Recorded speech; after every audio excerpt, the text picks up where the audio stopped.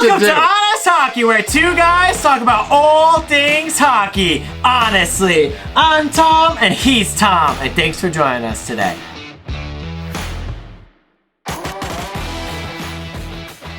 Well, Tom, welcome back to another episode. We had a little vacation. We did. One day. Yeah. Well, I had a few days. Yeah. But how was your trip? Great? It was great. Good to hear. The city's disgusting. Sorry for our city. New York City, by the way. Yes. I don't know. New York City's a little rough. And we're New Yorkers, so we can say that. Yeah. Anyways, so we're going to talk about a few things today. A few things? Bringing back an old popular segment. Around the National Hockey League. No, not around the NHL. Around the National Hockey League. Got it. So we have some trades to talk about. We have a lot to talk about. Some. Do we like them? Do we not like them? We have rogue GMs going out there. We have expansion drafts that were as cringe as could possibly be. So what do you want to talk about first? I think we should go in time order. Cool. So we're going to go with the Seattle Kraken first. Okay. Wow, what a pathetic show. That was... I watched most of it on mute. It was so much better if you watched it on mute. Yeah. But here the problem was, I had to go get food eventually. So I put it on the car so I didn't miss when the Rangers made the trade for Mark Giordano. You can't... And that was right when on NHL Network Radio when Marshawn Lynch was on, and where he's like, yeah, I'm making the pick. I got Kale, or Callie, because he didn't want to, for Callie Yarncroc, because he didn't want to pronounce his last name, and then Kevin, I think it was Kevin Weeks, like, what do you think the Seattle Kraken's tips for success are for them to be good? He's like, they gotta play that brand of hockey where they hit and they're tough to play against, and you just got to go out there and play that hockey. And Kevin Weeks like, well said, man, well said. Yeah. And I'm like, can we please just stop getting people who don't know hockey to put them in an awkward position? That was basically the real life version of let's do that hockey. Let's do that hockey. So obviously this is ESPN. Yeah. They're trying to push more into I heard more that this was the NHL's idea more than ESPN. I believe so. But it was on ESPN. Correct. So I feel like if this is what we have to look forward to, I think the NHL is going downhill a little bit. But the draft wasn't as bad. I didn't watch it, so you could speak to that. Yeah, I didn't feel like it was as bad. I mean, like NHL knows draft. NHL knows draft. ESPN knows draft. They had the NBA draft, the NFL draft, so they know they better put on a good draft product. They know what's going on. Yeah. So at least we have that. We had also shout out to Frank Saravelli for just making no intrigue in the expansion draft for leaking literally every single pick. Everyone! I'm like, by 2 p.m., I'm like, I don't need to watch the expansion draft tonight. I should have stuck with that logic. I need to watch the draft. Yeah. It really was just, the thing that got me into it was me hoping to find out when the Rangers were trading for Mark Giordano. Yeah. That was the only reason why I watched it. And then they brought Mark Giordano out, and I'm like, we're not getting him now. So, obviously, let's talk about Kraken a little bit. I'm a little worried about their team. Me too. Worried? The definition of mediocre. So you know how everyone's just like, yeah, Vegas, they're going to be the worst expansion team. Yeah, and then we were really dumb about that because they went to the Stanley Cup Finals. I think we might be right this time. Well, okay, here's my thing here. Okay, go ahead. We could be right because of the team they picked, because they just decided to not pick any of those vets who had money on their salary to take. But they could be good because the Pacific is pathetic. They could win the Pacific by default. So they could get into the playoffs. Yeah. They could. I'm sticking to my logic that I said last video, where I said Edmonton will have the number 1 overall pick than win the Stanley Cup. I'm sticking to that. Yeah. Edmonton is a pathetic franchise. We'll talk about that. Yeah. But anyway. No, you're not wrong. This team is the definition of mediocre. Yeah. If I had to look at the roster and think, who's one guy who could have a William Karlsson, Jonathan Marchessault type year? It's probably going to be Yanni Gourde. Okay. I think Yanni Gourde is the perfect fit for that. He's going to do well. Everly could probably do... Everly can definitely mix it up down there. Yeah, Everly another one. Up down there? Up there. Yeah. But I'm excited to have another team. They took a guy from the Flyers who I was like, who is that? Yeah, there was a lot of, who's that player? And most of them I knew, but the Flyers guy legitimately had no idea who he was. Blackwell. We knew Blackwell. We did know Colin Blackwell. Also, shout out to Vegas for doing 10 side trades during their expansion draft, and shout out to Seattle for doing 0. Really anticlimactic. During the draft. with like, we'll give you this pick to take this player. Yeah. You know, everything that NHL GMs did wrong in the Vegas expansion, they decided to not do for the Seattle expansion. Yeah. So sorry, Seattle. You guys got screwed. Either that or Ron Francis just didn't feel like making trades. Well, you know what, though? Those jerseys, though. Beautiful. Ooh. Beautiful. Those away jerseys, the whites. Mm-hmm. Stunning. Kiss. Italian chef's kiss. Yes. Not just the chef's kiss. Italian chef's kiss. So we talk about Kraken. So then what was next? The draft. Well, no. The trade freeze. No. What? The schedule release. Oh! Poor Islanders. Shout out to the Islanders for starting with 13 straight road games. I remember when MSG was being redone, the Rangers had 9 straight road games, so this is 4 more than that. So it might be either that or they just... Because... It usually is that whenever there's a new arena, they want to be 99% sure I saw on News it's ready. 12, that's the local news here. As local as local news gets. Yes. Sponsor us. We can have your logo right here, damn it. Anyways. We talk about New York teams enough. Yes. They did say that they're going to be ready for Game 1. Right, but just in case anything happens. Exactly. So it's New York, we got weird weather. Does that mean November Game 1 or like the Game 1 of the beginning of it? I would assume that they meant for Game 1 like October, like 12th, 13th. October? No, it's November. No. When the actual Game 1 got it. Yeah. But yeah, their first home game at UBS Arena is November 20th. Very close, the week of Thanksgiving. Yes. So... This should be exciting. A lot of families could definitely go. Yeah, and also if the Islanders can go through this 13 games and go on a tear, 7-6, 8-5. Oh yeah, they're set up because then they have 49 of the next 61 games at home. Yeah, definitely. So then the freeze was lifted. Yeah, then the freeze was lifted, and then. Hold on, nope. We're backing up back to the schedule release. Oh Jesus! The Rangers open up against the Capitals. Tom Wilson. Watch your back, buddy. Because we got Gaudreau. You just ruined a franchise. Thank you very much. And we'll talk about that later. Right now, segue. Oh no, we got the trades to do now. Yeah. See, this is why you're the segue guy. Yeah, I am the segue guy. Segue into it now. So the trades. We had some trades. Yes. Some good ones. Some bad ones. Some good ones. Man, I feel bad for that guy. Yeah. So start it off, Sam. Hey, how's it going? Oh, I gotta talk now. The New York Rangers traded Pavel Buchnevich. But let's leave that for the end. Yeah, let's leave that for that. Okay. Then we can talk about that. Okay. Hold on, that's more Ranger news. All right, the Blackhawks traded Adam Boquist, 2 firsts and a second, to the Columbus Blue Jackets for Seth Jones, a first and a sixth. Okay. And then proceeded to give him an 8-year, $9.5 million a year contract like he's a Norris Trophy winner. He's not a Norris Trophy winner. Seth Jones is a good player. Maybe this year. Maybe that $9 million might motivate him. Maybe he's like, oh, now I really need to live up to this price tag. Let me go win a Norris Trophy. Who knows? We'll find out. So Blackhawks, what were you thinking there, buddies? You probably could have gotten him for like 7 for 7. 7 for 7. Or like Wendy's 4 for 4. 4 for 4. And then this is not in order of when the trades were happened. Major bag alert. Vancouver traded for Oliver Ekman-Larsson and Connor Garland. In exchange, Arizona received the corpse of Louis Eriksson, the corpse of Jay Beagle, the rotting corpse of Antoine Roussel, a first overall pick, a first round pick this year, 9th overall, and a second round pick. And basically, the salaries were kind of even. Okay. Because Oliver Ekman-Larsson made $8.25. They retained $1.2 million of that, so Ekman-Larsson was making $7, and I think Louis Eriksson, Jay Beagle, and Anton Roussel equal to about $8, and they got a first-round pick, and Vancouver's going to have to pay Connor Garland. So, let's talk about Oliver Ekman-Larsson. Okay.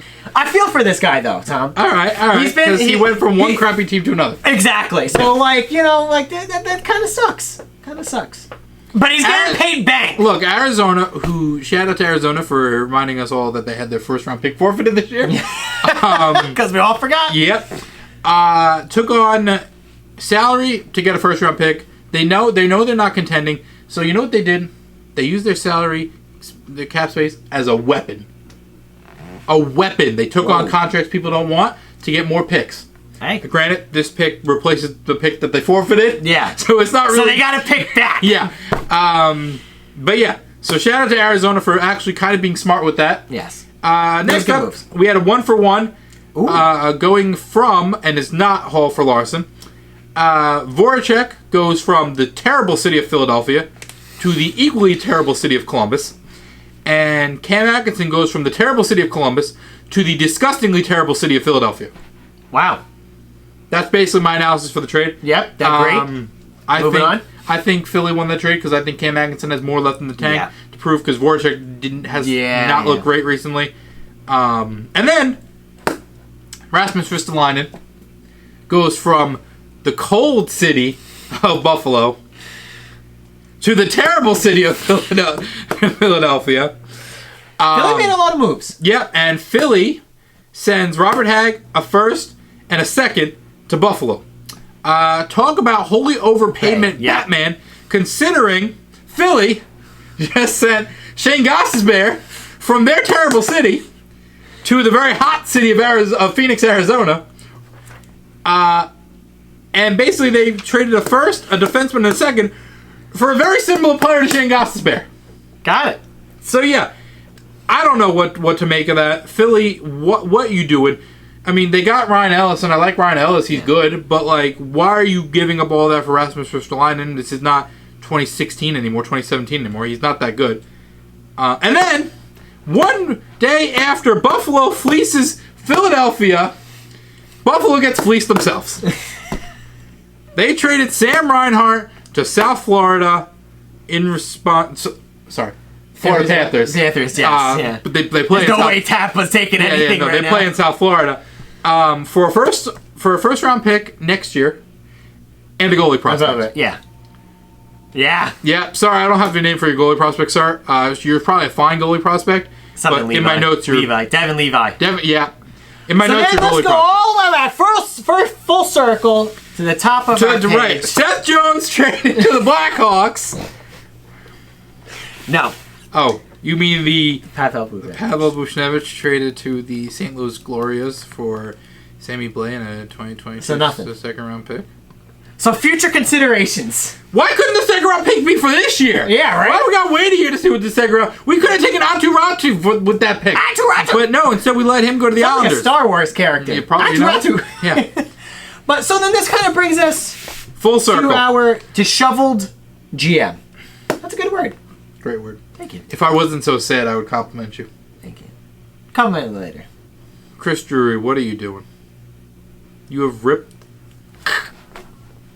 the heart out. His shirt's red already because of all the blood.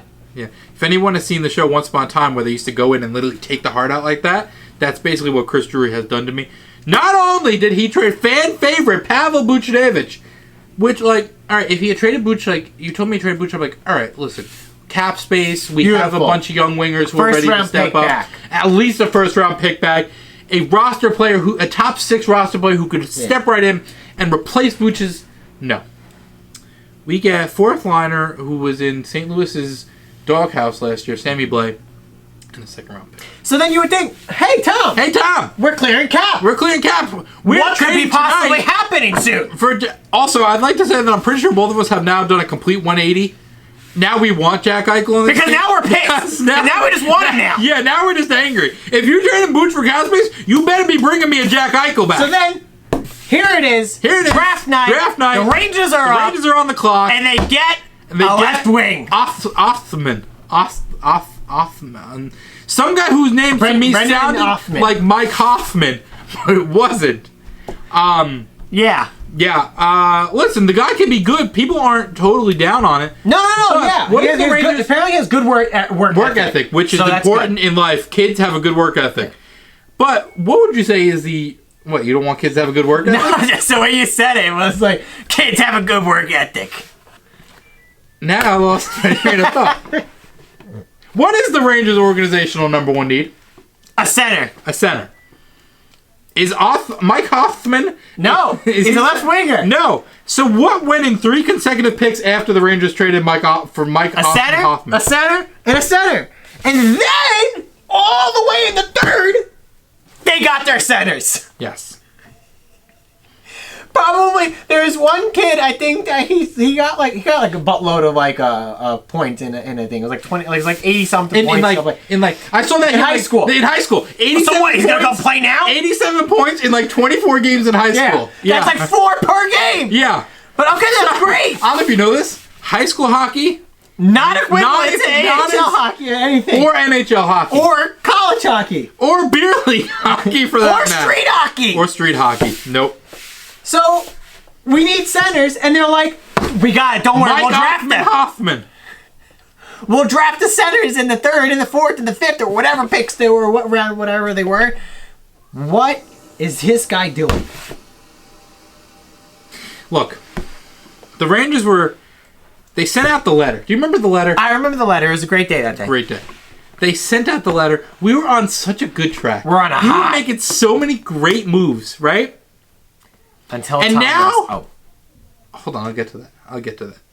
And now that we have Chris Drury running the scene, running the hell, and Glenn Sather back in the fold, we're back to the same old Rangers.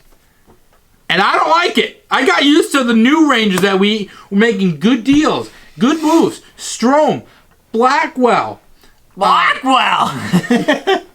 Just the urgency to get Eichel. Jeff Gordon. Yeah. Loose that were paying off. Draft picks that were like, wow, they... Okay, granted, you couldn't really messed up Lafreniere and Kapokako. Yeah. But, like, this doesn't feel like when the Rangers, quote-unquote, reached for Kravtsov over Wahlstrom. Yeah. This feels a lot more depressing than that did. We were at a Rangers draft party when they drafted Kravtsov, and we were all like, who? But, like, now we're like, hey... Kravtsov should be a second-line, like, left winger. Yeah. But no. So that brings us back to, where did this all start? Tom Wilson. Flashback. Oh. Like 2 months ago. 3 months ago. Tom Wilson killing Artemi Panarin. The Rangers now having an existential crisis. Yes. That they don't have enough physicality and grit. Yeah. So what they decided... I called Larry Brooks a moron. If you don't know who Larry Brooks is, he's the Rangers beat writer for the New York Post. I called him a moron on Twitter because he's like, the Rangers are doing what they should be doing. Trading skill for grit. And I said, well, ain't you just a moron, Larry? Because you don't trade skill for grit.